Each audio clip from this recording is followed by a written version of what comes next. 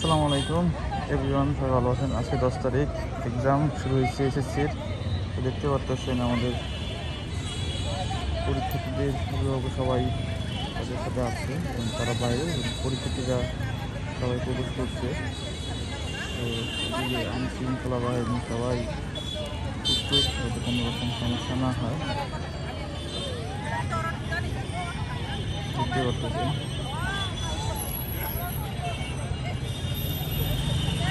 সবাই দোয়া করবেন, যারা এসএসসি পরীক্ষা দিচ্ছে তারা যেন ভালো রেজাল্ট করে এবং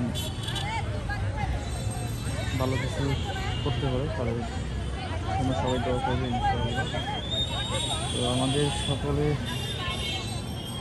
কাছে দোয়া আছে ইনশাআল্লাহ, সবাই সুন্দরভাবে পরীক্ষা দেবে।